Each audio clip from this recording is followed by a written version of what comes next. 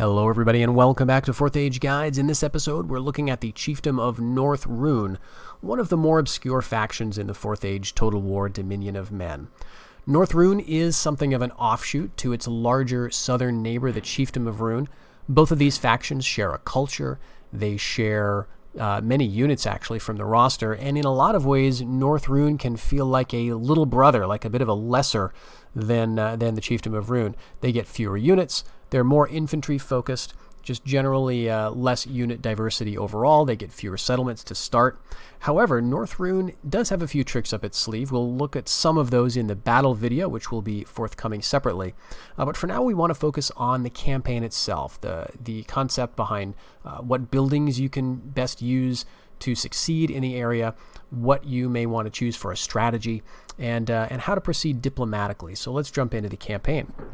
As always, we're going to be starting with the recommended difficulty settings of decidedly Tookish for the campaign difficulty and bull roaring for the battle difficulty. North Rhun is a minor faction, which basically means they do not get the benefit of some specialization buildings, and they have generally a lower development ceiling than some of the other factions on the map. As you can see from their military development, they only get 3 tiers of barracks. This, though, is a blessing in disguise, I think, because they get their full unit roster at just the urban province level. This means that you have to devote less time, less money to building, and you have to worry about less upkeep, because all these buildings do take a chunk out of your land tax in terms of a maintenance cost. So the fact that you only have 3 levels means that you can operate a decent economy eventually once you do a bit of expanding. But that is the question, isn't it? How do you expand? Where do you go first? Well, the game has provided you with a scout right next to Belligant, so that's probably your first good clue. Belligant is inhabited by your closest neighbor in some ways, the Kingdom of Dorwinion, and they're going to want to trade with you early on. However, I would say you probably want to rush and take this settlement as soon as you can. Belligant is very wealthy. It benefits from the wine resource here. It's got a pre-built port that can allow you to benefit from some trade in the Sea of Rhun. And it's a chief city, which means you have no restrictions on what you can build. So you can go up to your highest level of traders, your highest level of military development here. And another great benefit of taking this early is that there is a special unit here, a medium cavalry unit called Chief's Men, that helps to shore up one of the weaknesses in your roster. So lots of good reasons to take Belligant early. Let's take off the fog of war, though, and we can take a look at what we see around the starting position just to get a sense of what we're in for. So Belligant, in addition to being a great start because it's fairly close to your production centers, is also something you're just going to have to take eventually anyway.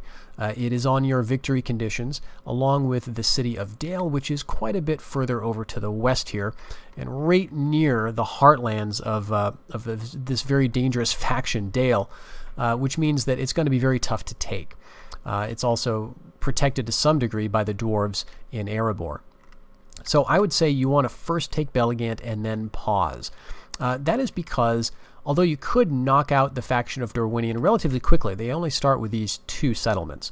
I think that having Dorwinion around as kind of a rump state delays the other factions from piling on you. So, for example, Rovanion. When you take Belligant, and if you leave Rathwin, you'll find that Rovanion will be a bit less quick to attack you. Whereas if you were to take both of these settlements and destroy Dorwinion, then Rovanion would be the next in line to declare war, and you'd find yourself having to defend both this and this with a fairly stretched out supply line. So I think it's better overall to just really severely weaken enemy factions to the point where you're pretty confident you can hold them off, and then you have fewer places to defend. So although, yes, taking another settlement would improve your economy, you have to remember in 4th Age, there's a lot of investment that is required before you can make the most use out of any settlement that you take. And given that you start with 10,000 Mirian in the bank and you're going to be spending that to retrain units and to improve your own buildings, you'll quickly see that you'll just have enough to improve Belligant, and you're going to want to put a lot of money into this settlement to make sure that it's worth it. So I would recommend a first Belligant and then kind of a pause approach. Another school of thought says that you could try to move west early and take out Dale, but I found that in my most recent campaign, which we'll take a look at shortly, I've had a great deal of luck by just holding here. My first thought was, well, I should take the fort of Carnan. This is not a terribly productive settlement. It is, of course, just a fort, which does allow you to retrain local mercenaries and train some very basic units like Warband. But taking this, I found it actually wasn't necessary. I could leave some units right around here in the woods, so when Dale sent an army over here, I would just attack them and destroy the army. Now, of course, that meant I needed to leave basically a full stack right around this settlement until I felt ready to move into the west, but it seemed like that was the better move. This is why. Dale's provinces are alien to yours in terms of culture, and they are outlands in terms of the Dominion. So, for example, if we look at any of your cities, you've got Homeland Dominion here. And if you go into just anywhere to the west or south of your starting position, it's going to be Outland Dominion settlements. That'll be the only option for you. The problem there is that the Outland Dominion takes a great deal longer to build, and it is much more expensive. It also will give you fewer of your native troops. The troops you can train are local levies, but they tend to be a little more expensive, a little worse than your own in some ways. So I think you don't get a lot of benefit from moving west early. And anyway, these provinces are not the problems that you're going to be facing. In other words, this is where Dale is training those terrifying black spears, hearthmen, black arrows, that type of stuff. Taking Eodor, taking Bern is not going to deny them that. They can train all that stuff from their capital. So if you want to neutralize Dale, you've got to take Dale itself, essentially. And that may be quite a long time before you feel like you can do it.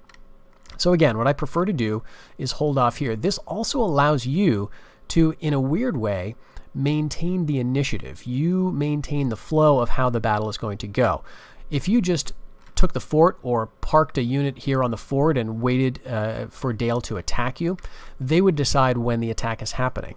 But if you have an army that's kind of here in the woods, maybe hiding, waiting for an ambush, or just standing somewhere around, you can decide when you're going to attack the AI. And that is important because all of your units have a combat bonus in the snow. Every single one that you can train has a combat bonus in the snow. And that is, I think it's a +6 to melee attack. And that's a pretty significant upgrade. So let's say the Mountain Raiders here have an attack of 12. +6 to that is a 50% increase in their effectiveness. Of course, what that means is you have to attack in the winter. So you really want to pay close attention to the seasons on the campaign map. The other thing you're going to want to check for is how far the snow covers. So I'll hit end season here just to give you a sense of what winter looks like on the map of Middle Earth. We're just going to reject that immediately. And we'll see how far south the snow cover goes. All right.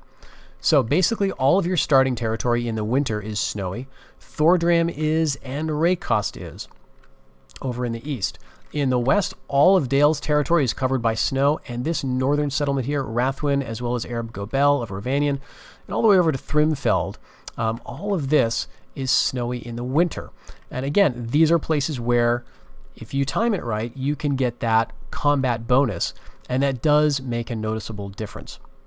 You can't always dictate when the AI is going to attack you, but you can sort of time when you attack them. So that's why I think it's best to maintain a force right around here and just attack Dale. Eventually they will, in my experience, they kind of get sick of sending forces at you, and they may be off doing other stuff. Dale does start adjacent to some rebel territories in the north, and yeah, I guess that's about it. But they may get into trouble with the dwarves, they may get into trouble with the Bjornings, and if you just hold off, they may go elsewhere and give you the opening you're looking for. I think the best place to give a sustained early push, though, is the east and south.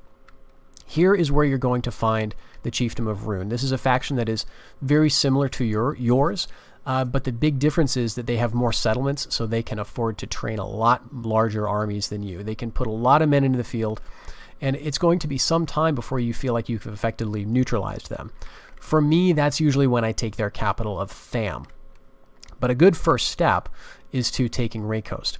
Now, as such, what I prefer to do in the east is after I've taken Belligant and get an army free around here to kind of deny Dorwinion and to hold this potentially if Ravanian starts something. And once I've got an army that I can assemble around Gargal to sort of hold off Dale, I have another army that goes east and takes Thordram. This is an unwalled settlement, like all the other rebel settlements in the area. But this is the first of these three that I would take. Gwaithring is too far north, and anyway, you can get it at your leisure once you've cut off the other AI factions by taking Thordram. Yarhelkar, probably another faction's going to take. Maybe that's Dorwinion if you don't wait for them, or rather if you do wait for them to go to that direction. Maybe it'll be Rhun. But this is a fairly large and well-defended rebel settlement, so I'm actually happy to let another AI faction take it and wear themselves out, and maybe they'll even upgrade it for us, so when we take it, there'll be something worth destroying and getting the loot. But if we take Thordram, and then move down south to take Raycoast, again, this is another settlement that benefits from snow in the winter, and we can get a bit of an edge against the otherwise almost identical unit roster that we're facing in our enemies to the south. Now, initially, Rhun is not going to want war with you, but what happens is once you share a border, either by you taking these settlements or by them doing it, they will come calling. You do not share an alliance with them. So it is very likely that you're going to be at war with Rhun soon. And I think you should start that war. Take Thordram and then move down and attack Rhun at Raycoast and try to develop this. This does have access to the sea, so it would be a good place to build a port eventually, and you can get some nice trade going with Belligant. This also, because the border extends to the sea here, this is the only settlement that Rhun will be attacking you at, unless they've already conquered this one. So that means that you've got basically some choke points, actually. You've got this settlement here. You can kind of hold off Rhun. You've got the river here, or right around Gargal, where you're holding off Dale. And you've got this region where you're holding off Dorwinion or Ravanian. And if you can kind of hold for a while, keep training some of your high-tier troops, keep developing your cities, and every now and then get an army together to take, say, Gwaithring, to take Yarhelkar, maybe to get a boat to take Hythe, because this is going to be pretty safe from AI attention, then you'll find yourself in a pretty good position indeed. But you're going to have to push on Rhun. There's no way that they're going to accept peace with you, at least in my experience. So you're going to have to head down. And one thing you may try is taking Tham early.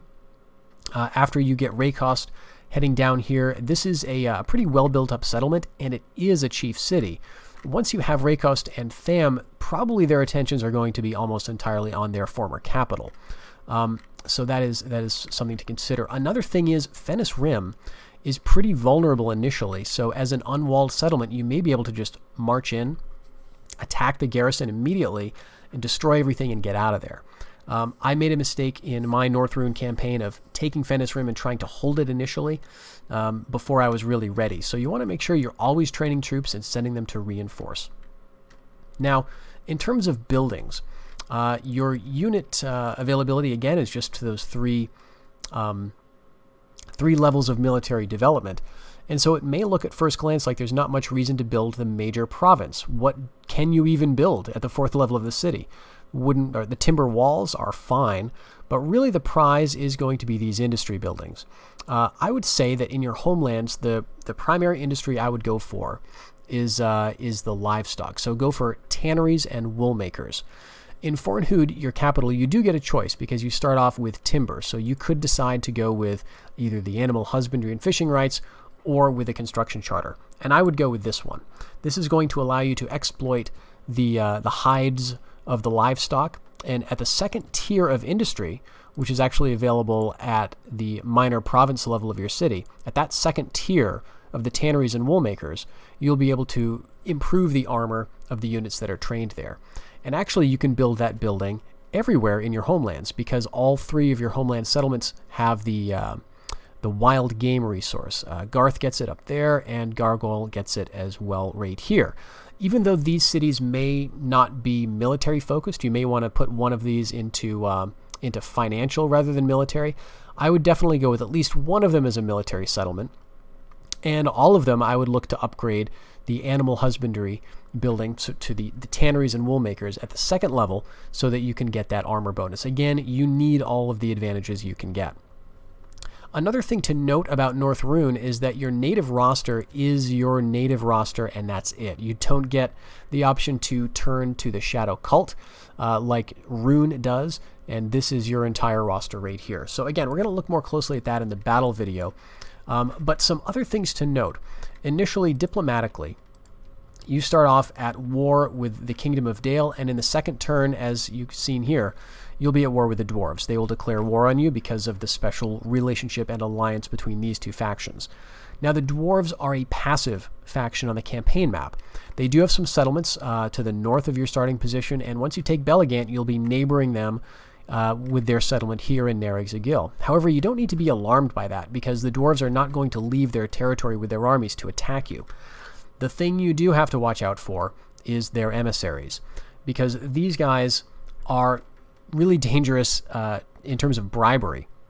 The dwarves will have a ton of money, and they will bribe the tiny reinforcing armies that you're sending to the front or that you're sending back to get retrained.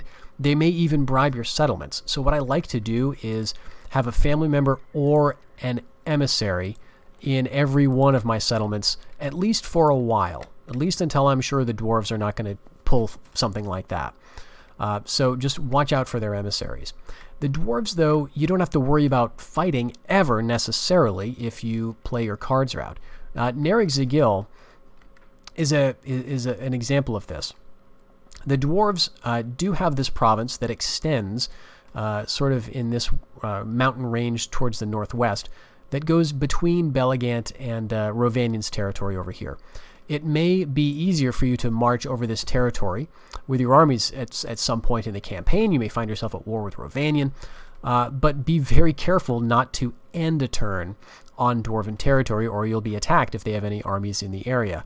And their armies are very, very dangerous.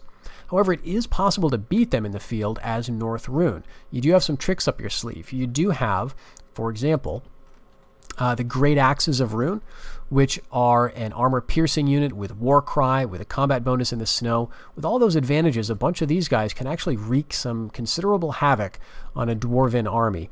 If you attack in the winter, if you have a height advantage, if all those things are going in your favor. You also can train lots of skirmishers. You get the Easterling skirmishers here, which are javelins. They're going to help thin out the enemy ranks. You do get some Eastland slingers as well. So it may be feasible, actually, for you to take some Dwarven territory, and I would recommend it at some point because you actually get some kind of interesting units once you convert this to a mannish population. You get some hillmen levies, some axe throwers units, some of which are high tier and very well armored. So it may be worth taking a Dwarven settlement. And Barrows-Doom might actually make a good candidate for that because it's relatively isolated.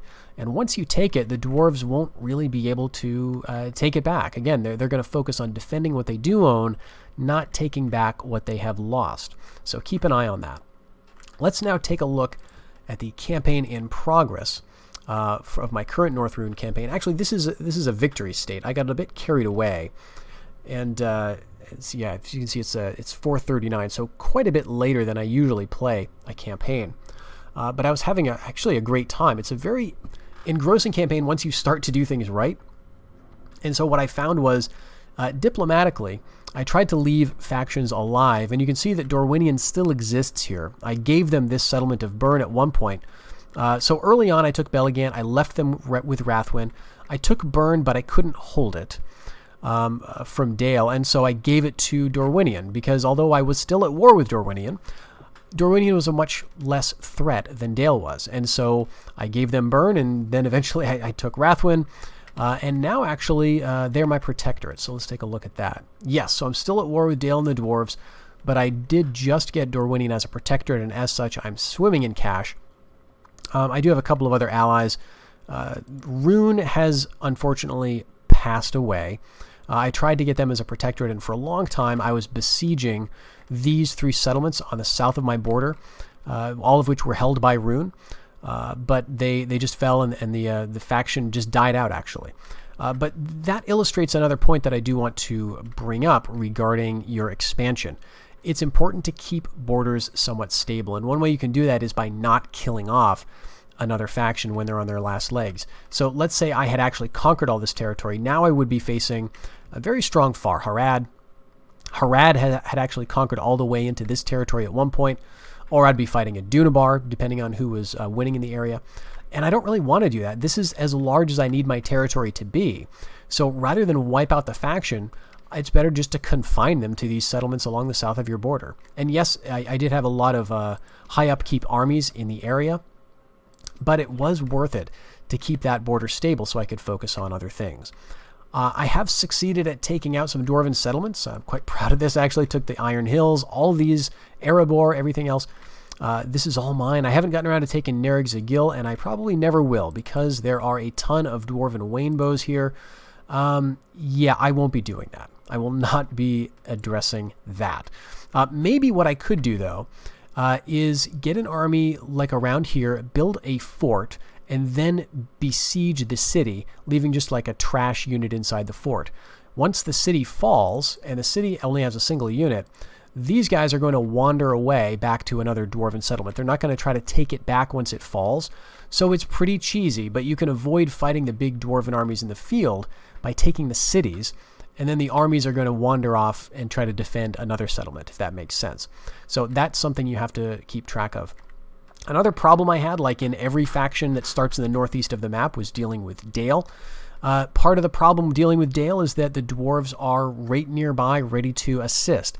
The only time I've seen Dwarven armies leave their territory is to reinforce their Dalish allies, and so that can be a big problem. But I had built some forts in the area to kind of hold them off, and that worked. Another thing was sort of going around Erebor and attacking Dale from the western end.